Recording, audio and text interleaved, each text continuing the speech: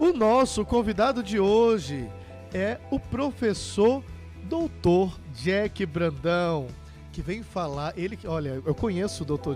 Jack, estava ainda no mestrado, quando estive lá acompanhando o grupo de pesquisa dele, falando exatamente sobre a iconografia.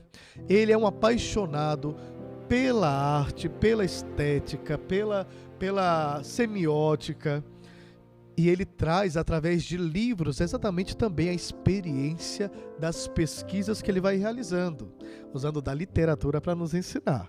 Quero convidar, então, aqui hoje, ele que vem falar sobre o livro mais novo, A Saga Desconhecida do Santo Sudário de Cristo e de Sua Igreja, o professor Dr. Jack. Seja bem-vindo. Bom dia, Dr. Jack Brandão.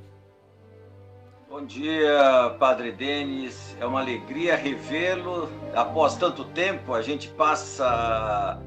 O tempo vai levando a gente vai deixando as pessoas que a gente gosta pelo caminho, mas de uma forma ou de outra a gente está sempre junto.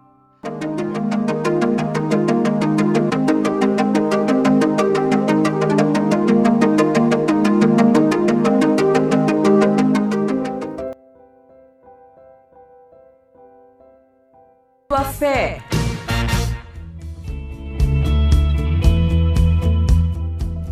Estamos de volta ao nosso programa Vivendo a Fé. Tem uma alegria muito grande que eu acho que não é só para mim, é para você também, que é esse momento especial onde a gente traz sempre um professor, um escritor, alguém que pelo conhecimento consegue também alimentar ainda mais a nossa fé e a nossa espiritualidade. Você que está me acompanhando pela rádio pode agora entrar no YouTube e acompanhar a entrevista aí, podendo nos assistir também. Coloca aí no buscador do teu aplicativo Milícia da Imaculada e você vai encontrar, se inscreve, porque nós estamos agora já ao vivo. O nosso convidado de hoje é o professor Dr. Jack Brandão, que vem falar. Olha, eu conheço o Dr. Jack, estava ainda no mestrado, quando estive lá acompanhando o grupo de pesquisa dele, falando exatamente sobre a iconografia. Ele é um apaixonado pela arte, pela estética, pela semiótica.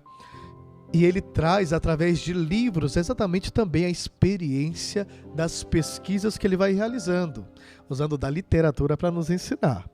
Quero convidar, então, aqui hoje, ele que vem falar sobre o livro mais novo, A Saga Desconhecida do Santo Sudário de Cristo e de Sua Igreja, o professor Dr. Jack. Seja bem-vindo. Bom dia, Dr. Jack Brandão. Bom dia, Padre Denis. É uma alegria revê-lo. Após tanto tempo, a gente passa... O tempo vai levando a gente vai deixando as pessoas que a gente gosta pelo caminho, mas de uma forma ou de outra a gente está sempre junto. É verdade, meu irmão. Tanta correria e tanta... Eu falava hoje mesmo, né? Hoje no momento da direção espiritual, como a gente precisa frear um pouco mais a vida, como a gente precisa pensar um pouco mais para conseguir fazer boas escolhas. Quero escolher e encontrá-lo em breve, então, viu, professor? Será um prazer, como sempre.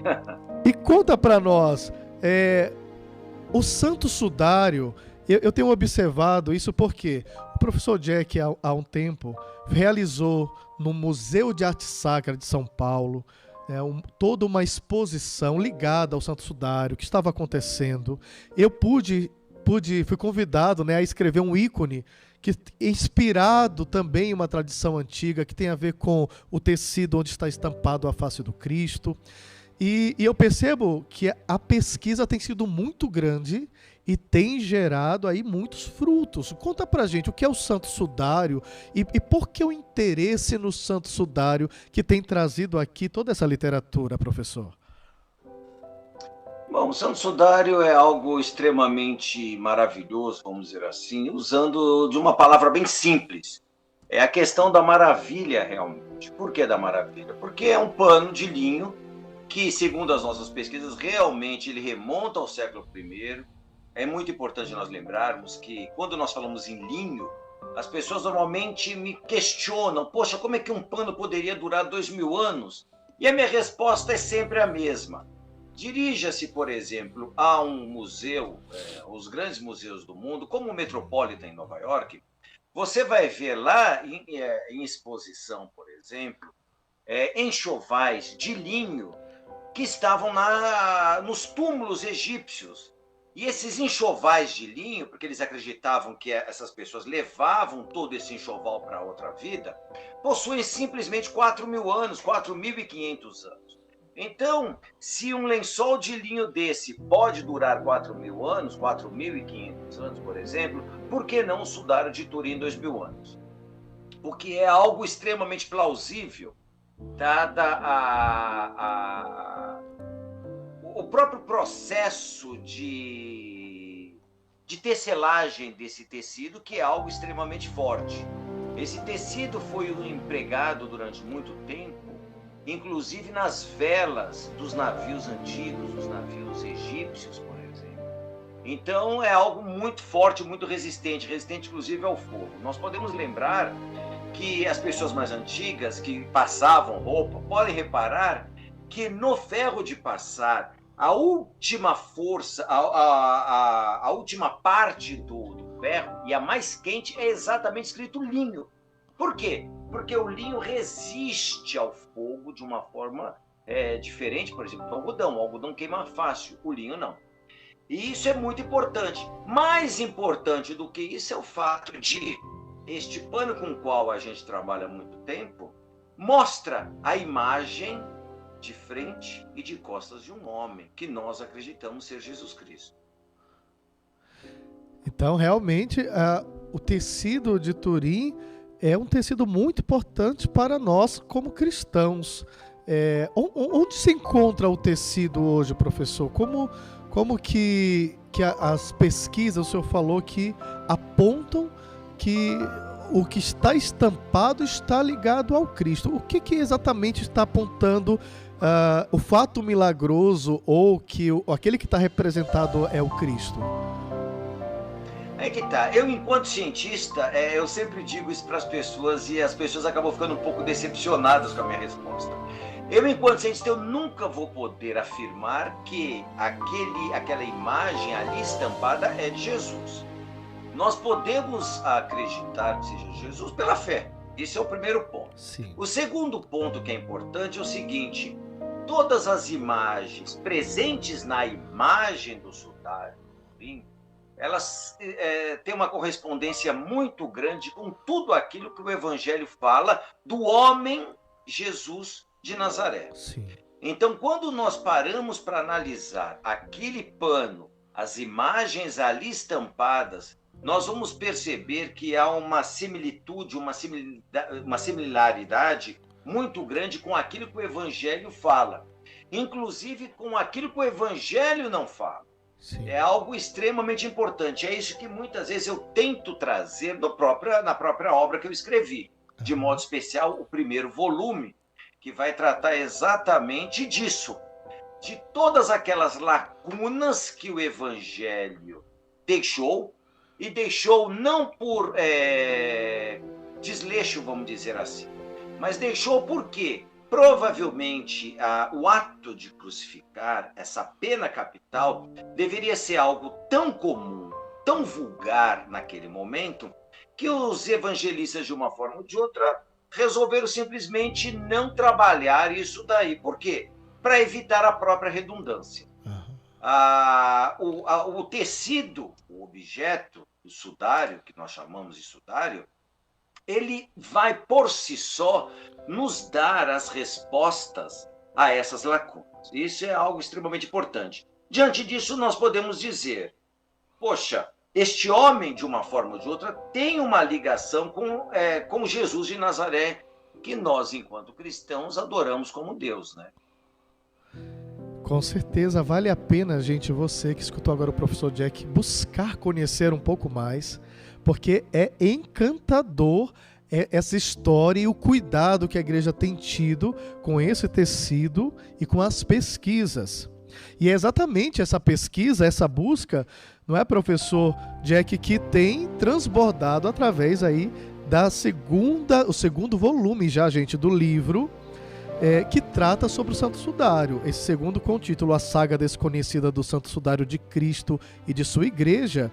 E eu quero pedir para o senhor contextualizar os nossos telespectadores e ouvintes sobre qual que é o gênero que está sendo usado, o que nós vamos encontrar nesse livro que o senhor está trazendo. É muito importante nós lembrarmos o seguinte, uma coisa que me chama a atenção, há mais de 30 anos eu trabalho com a questão do sudário, né? Bom, como você mesmo sabe, eu me lembro que eu convidei você para participar da própria exposição. Sim. E generosamente você escreveu um ícone belíssimo, exatamente do Mandilion, ou da imagem santa, da imagem sagrada de Edessa. Então, o que isso quer dizer? O segundo volume vai trabalhar exatamente com isso, com a história da igreja e a ligação da igreja com a imagem, e com a imagem de modo especial daquilo que se chamava Mandilion. Mandilion, na realidade, é um lenço, a palavra significa lenço.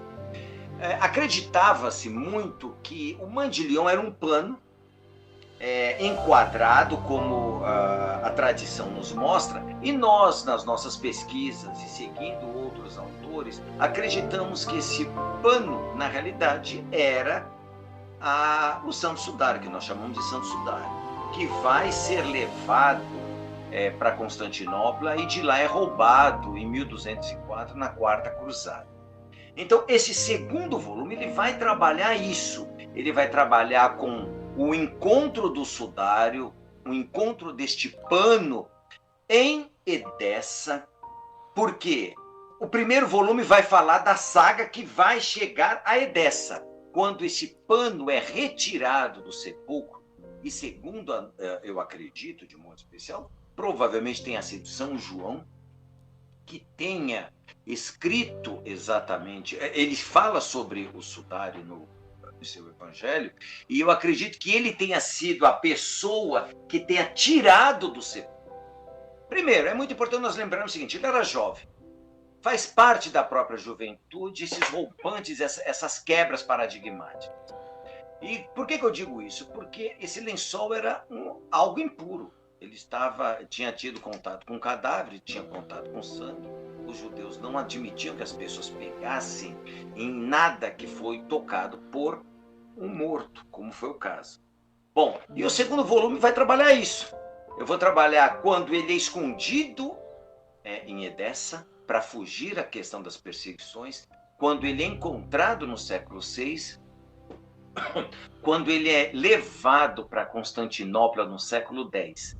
E neste meio eu vou contando a história da igreja, a história, de modo especial, dos primeiros concílios, quando a própria igreja aceita de uma forma ou de outra um emprego imagético no culto.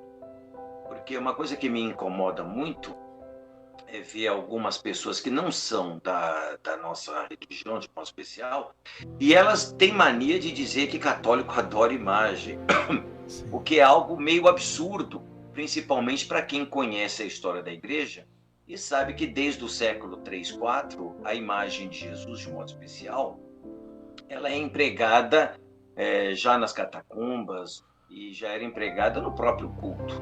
Então, não esqueçam, não se deve esquecer que a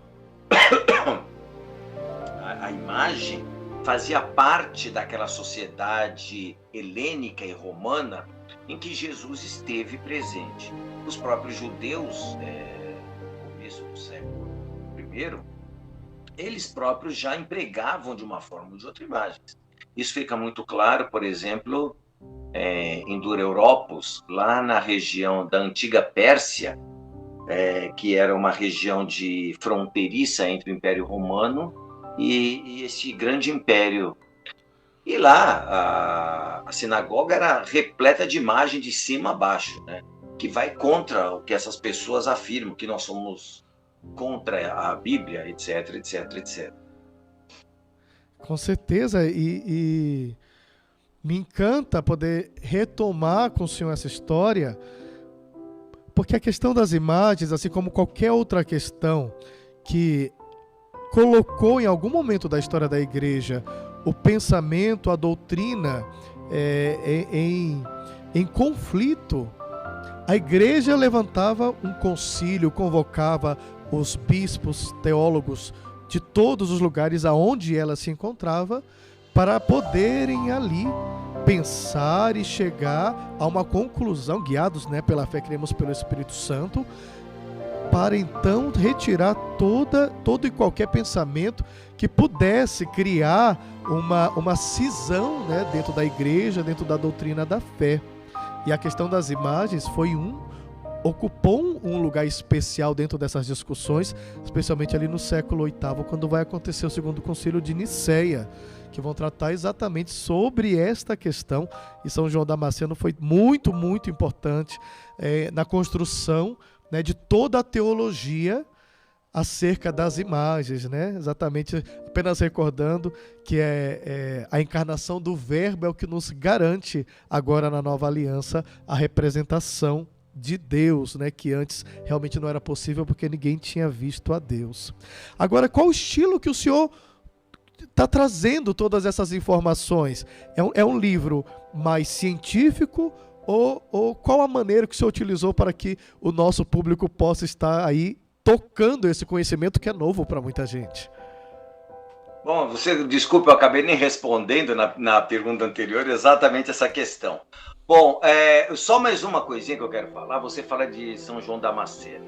Há um capítulo praticamente todo falando sobre exatamente a luta de São João Damasceno, contra a iconoclastia. Há um capítulo inteiro sobre a questão da iconoclastia, que é o último capítulo, e nela eu vou falar exatamente essa voz que clama do deserto, que na realidade era bem isso. São João Damasceno vivia fora do Império Romano, e ele tinha uma visão extremamente clara sobre essa questão da encarnação do Verbo e da própria utilização da imagem. Bom, voltando à pergunta que não havia sido respondida, que você... Muito obrigado, perguntou de novo. Diante disso tudo, nós temos um grande problema. Qual gênero empregar para tornar isso fácil? O gênero que eu escolhi foi o romanesco, romance. Para muitas pessoas, o romance é uma história de amor, e não é isso, é um gênero literário em que você tem personagens, em que você tem histórias que você vai contando, você tem a narrativa que você vai fazendo. Então, a personagem principal deste romance é o Sudário de Turim. E a partir dessa personagem, eu vou criando os outros fatos. Então, porque eu não quis escrever um livro a mais sobre aquilo que já está muito escrito. Grande parte dos livros que nós temos já é um cópia do outro, ou seja, nada é acrescentado, nada foi acrescentado. Uma coisa, nós tivemos uma grande pesquisa em 78, que foi a do Grupo Sturp. Nós tivemos uma grande mudança no Sudário já no século XXI, que foi a retirada daquelas... Não, como é que eu posso falar? Que o Sudário foi queimado, ele sofreu uma queimadura no século XV. E foi retalhado, vários retalhos foram costurados no Sudário para tampar esses buracos. E, infelizmente, nos anos 2000 e pouco, houve o quê? Um restauro do Sudário e retiraram esses remendos. E isso, para mim, foi algo terrível. Então, a grande última mudança que houve foi essa. Então eu pensei, cara, não adianta eu escrever. Eu estou, na realidade, escrevendo um livro acadêmico sobre o tema, voltado de um modo especial para a questão imagética, mas esse é um livro confuso, vamos dizer assim, para a grande maioria das pessoas. Não confuso, mas complexo. Não confuso, complexo. E eu escolhi o romance exatamente por quê? Por ter uma linguagem mais simples, não simplista, porque quem me conhece sabe que eu não consigo escrever de uma maneira tão simplista assim, mas de uma forma direta para que as pessoas possam compreender. Então, o livro, na realidade, o segundo volume, dá para ter uma ideia, ele possui 614 páginas, sem contar o primeiro, que são 200 e poucas páginas. Sim. Então, aqui eu tento mostrar exatamente isso. O papel que a igreja teve na proteção desse tecido, o papel que determinadas pessoas, determinados bispos, determinados padres, determinados leigos tiveram dentro disso daí. Por que o romance, eu posso falar de novo? Porque o romance me dá liberdade de trabalhar com plausível, com factível, com verossímil. Porque mesmo nós trabalhando, nós tendo pesquisas a fundo sobre o tema, sempre vão permanecer lacunas. E as lacunas não tem outra forma de nós preenchermos sem nós trabalharmos com aquilo que é plausível, aquilo que é factível. Isso é possível ter acontecido. Então é o romance. Um romance é isso. Ele me possibilita, enquanto escritor, trabalhar a imagem do sudário dentro da literatura de uma forma mais livre, dentro sempre do escopo científico, dentro do escopo da pesquisa, que é muito importante e que é muito caro para mim, né? E é muito precioso também, porque já me gera aqui muita curiosidade, imagino também todo mundo que está nos acompanhando. Por exemplo, quem são os protagonistas principais? Em que época a história ela se desenrola? Conta pra gente para atiçar ainda mais. Então, cada capítulo é uma época distinta. Por exemplo, o primeiro capítulo nós vamos ter uma figura interessante, que é um imperador chamado Romano Lecapeno, Romano I Lecapeno. Este imperador, ele teve a brilhante ideia no século X de tirar o sudário de Edessa. Ele porque queria levar o Mandilion para Constantinopla. Para quê? Para que fizesse parte do acervo das relíquias que Constantinopla mantinha. E todo esse processo foi um processo doloroso de uma forma ou de outra, porque é um processo de guerra. Foi um momento em que o Império Romano, o império que as pessoas chamam de bizantino hoje, é que esse império ele vence de uma forma ou de outra os árabes e vai reconquistando grande parte do espaço que os muçulmanos haviam tomado do império. E ele busca exatamente o Mandilion e leva isso para Constantinopla. Então, essa é uma figura importante nesse momento. E aí eu vou mostrar exatamente os bastidores, o que passou por trás. Porque é muito importante nós pensarmos o seguinte: quando nós falamos do sudário de Turim, há muitas névoas que cercam a imagem por si. Porque muitas ideias, muitos escritos foram feitos para tentar mostrar isso e mostrar aquilo, a sua veracidade ou não. E eu vou mostrando isso com outras personagens, como isso foi construído. Que é uma personagem muito interessante também, que é um referendatário de Constantinopla, do Império, que vai buscar todas as informações. Isso o capítulo 1. O capítulo 2, uma figura, o 2, 3, vai ser exatamente a cidade de Alexandria, a importância de Alexandria, por exemplo, na construção alegórica do pensamento cristão. Constantino, por exemplo, o imperador Constantino, a luta que foi do imperador Constantino para tomar o poder do império todo, as suas lutas intestinas, como a gente chama, internas do império, a subida do cristianismo, as grandes perseguições. O livro realmente é uma bíblia, quando eu digo assim, porque cada capítulo realmente é uma história em si e que vai sempre sendo puxada pelo sudário ou pela questão imagética.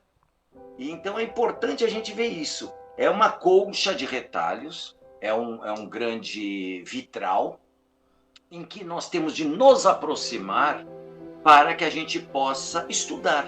Não é um mero livro de leitura, assim, porque é um livro de estudo, realmente. É uma forma de você aprofundar a fé e aprofundar essa questão tão importante. Olha, gente, eu fico muito feliz, o professor Jack sabe disso, e quero incentivá-los realmente a buscar, através destas vias, e essa aqui tão especial, onde o professor está trazendo esse conhecimento para nós, com um estilo que nos ajuda a compreender e apreender com facilidade a cultura cristã. Esses dias eu estava dando aula para pós-graduação lá do Paraná, de Arte e Espiritualidade, e trazendo exatamente muito sobre esse imagético dos primeiros séculos, e no final várias pessoas disseram, e pessoas assim, padres e freiras, a maioria que estava ali na turma, também tinham alguns leigos, disseram: nós não conhecíamos nada disso. Então, assim, se a gente vê do Brasil padres e freiras que não tinham esse conhecimento, você imagina o grande público. Mas agora você pode adquirir cultura cristã, conhecer a história da nossa igreja através desse trabalho lindo que eu quero pedir ao professor, já inclusive agradecendo pela disponibilidade de estar aqui conosco na Rede Imaculada, pedir para o professor nos dizer onde a gente pode estar adquirindo, aonde também nas redes sociais vocês podem estar encontrando o professor para mandar o seu comentário, mandar suas dúvidas de repente. Fala pra gente. Bom, o livro ele está na Amazon, ele está na editora Lumen et Virtus, né, que pode comprar direto pela editora. Nós temos a nossa página no Instagram, pode ser a Jack Bran mesmo, Jack Brandão, né? E nós temos uma página só do livro no Facebook, que é a Saga Desconhecida do Santo Sudário de Cristo e de sua Igreja, que é uma página só voltada para isso.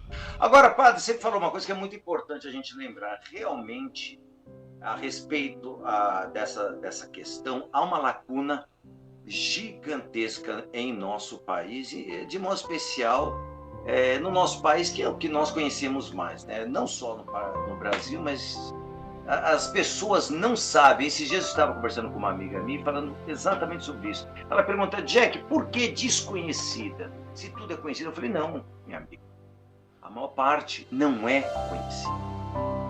Então, quando nós falamos em igreja, as pessoas esquecem a grande luta da igreja para se afirmar enquanto uma instituição calcada no céu e calcada na terra. É muito difícil. E é exatamente isso. Enquanto pesquisador, eu quis dar esse trabalho, esse presente, a partir de tanto trabalho de pesquisa, para a grande população, para as pessoas, para muitos padres que pouco conhecem a questão da imagem, a questão da fé, a questão da própria construção da igreja. O que é muito triste para mim, enquanto pesquisador, enquanto católico. Sim. Porque muitas vezes você vai a uma missa e você vê um padre, por exemplo, no meio de uma homilia, falando coisas que, desculpa, realmente mostram um total desconhecimento da própria fé. É muito triste isso. Imagina para a grande população. Muito obrigado, professor. E olha, é isso deve, claro, a nível de cultura cristã, nossa tradição já começou no barroco, numa fase já bem decadente da arte cristã. Tem a sua beleza, mas que se está desligada da simbologia do princípio. Muito obrigado mesmo, professor, por nos trazer, então, tudo isso, transbordar. Eu convido você, adquira já, busque o quanto antes o livro. Imagem, só para o pessoal ter uma ideia. Sim. Esse é o volume 2. Só para encerrar, essa imagem, eu criei essa imagem a partir exatamente daquela imagem, a única que sobrou pré-iconoclastia, que foi aquela imagem que está no Mosteiro do Sinai. Sim. Então eu usei a imagem a partir do Sudário de Turim, o Sudário de Turim por trás, para mostrar exatamente que eles já conheciam o Sudário naquele momento. Que coisa linda! E o último ícone que eu escrevi, eu vou lhe mandar a foto, foi exatamente esse, viu, professor? Muito obrigado, um abraço, adquiram o livro. E a gente vai para o intervalo, daqui a pouco a gente volta. Vivendo a fé.